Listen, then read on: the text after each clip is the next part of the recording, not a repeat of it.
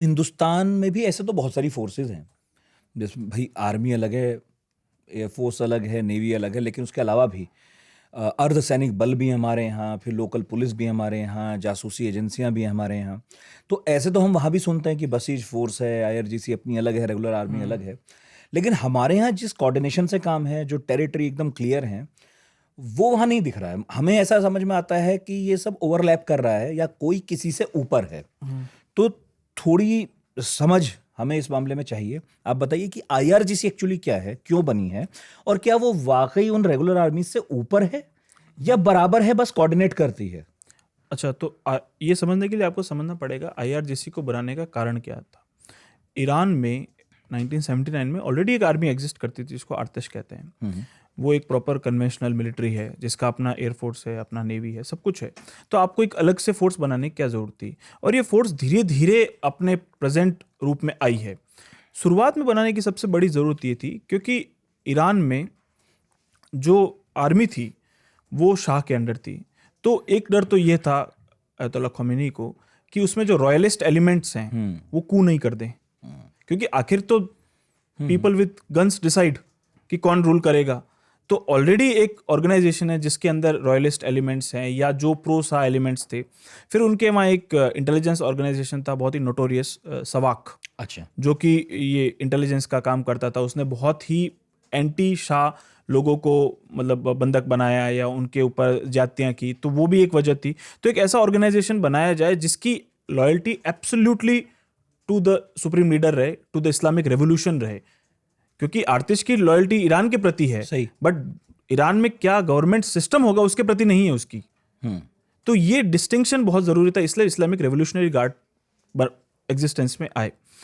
एक कारण इसका ये भी था कि उनका जो प्रीवियस एक्सपीरियंस रहा है 1953 का मोसादेक की गवर्नमेंट के साथ, कि कैसे एक गवर्नमेंट थी जिसको कू के द्वारा, CIA बैक्ड कू के द्वारा वापस रॉयलिस्ट एलिमेंट्स पावर में आ गए, वापस शाह पावर में आ गए।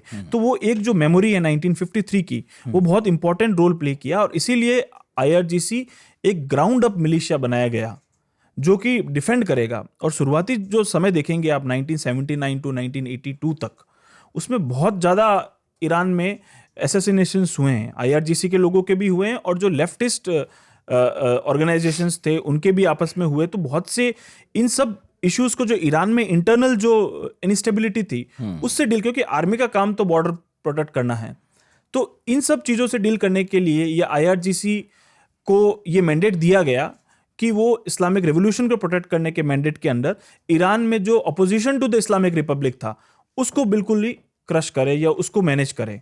तो इसलिए IRGC अपने एग्जिस्टेंस में आता है। और ये दो इंपॉर्टेंट जो हिस्टोरिकल जंक्चर है, एक तो जो 1953 का जो एक्सपीरियंस था, और अयतुल्ला ख़ोमेनी वाज एक्यूटली अवेयर कि ये हो सकता है, क्योंकि आर्मी के अंदर ऐसे लोग थे जो इससे नाखुश थे।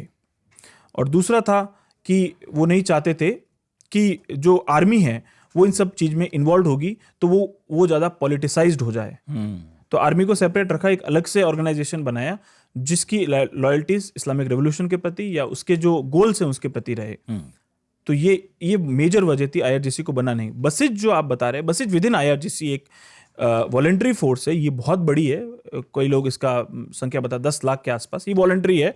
इनमें से ज़्यादातर लोग एक तरह से रिजर्विस्ट होते हैं, उनको जब बताया जाता है तभी वो ड्यूटी पे आते हैं। लेकिन कुछ इसका सब्सटेंशियल जो हिस्सा है, मान लीजिए 1 लाख के आसपास, वो एक्टिव ड्यूटी पे हैं, वो उनको सैलरी भी दी जाती है और वो ईरान में internal law and order maintain करने में सहायता प्रदान करते हैं।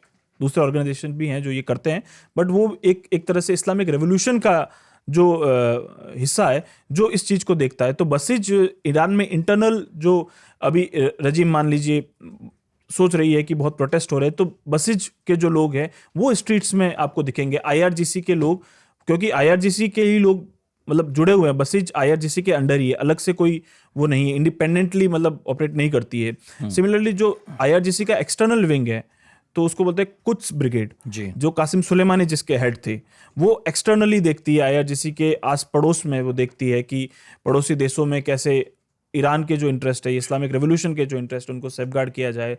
तो लेबनान में, सीरिया में, इराक में, इवन अफगानिस्तान में, तो वो वहाँ इन्वॉल्व रहती है। जैसे आईसिस के खिलाफ जो फाइट थी उसमें लार्जली कुछ ब्रिगेड, लेकिन क्योंकि उनकी जो सक्सेसेस थी और उनका जो इन्फ्लुएंस इतना बढ़ गया था, लार्जर देन लाइफ फिगर बन चुके थे कासिम सुलेमानी, तो इस वजह से उनका जो प्रोफाइल है वो बहुत बड़ा था।